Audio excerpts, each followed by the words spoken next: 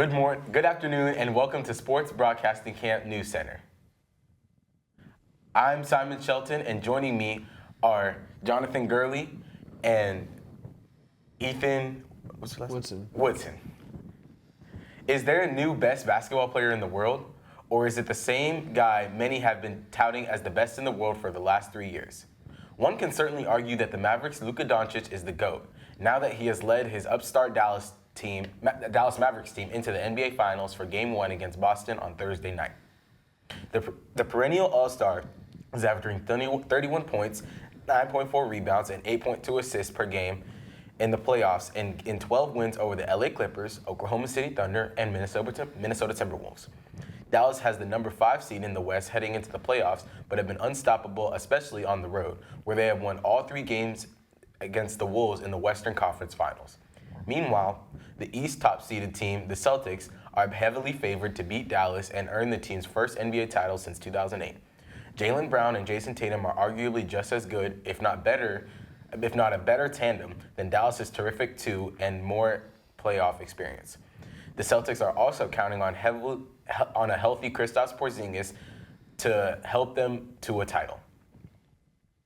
Dallas nearly had a second team in a major sports final this week, but the Stars were defeated in the NHL Western Conference Finals by Edmonton last weekend. Edmonton will play Game 1 of the Stanley Cup Final instead at Florida Saturday night. The Panthers, who had 110 regular season points and advanced to this post by beating Tampa Bay, Boston, and the New York Rangers, are red hot and poised to win their first title.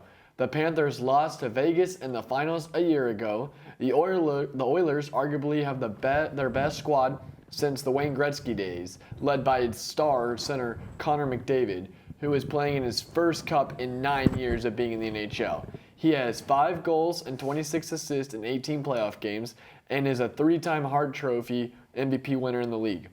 Florida has captain Alexander Barkov, who leads them in points, toughness, and highlight plays. Other stars are Matthew Tkachuk and goalie Sergei Bobrovsky.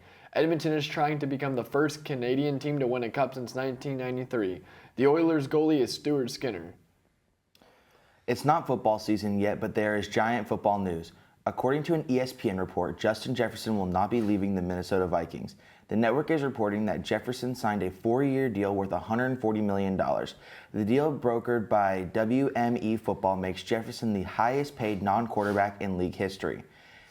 Jefferson passes Jaylen Brown and Amon-Ra St. Brown as the highest paid receivers in the league.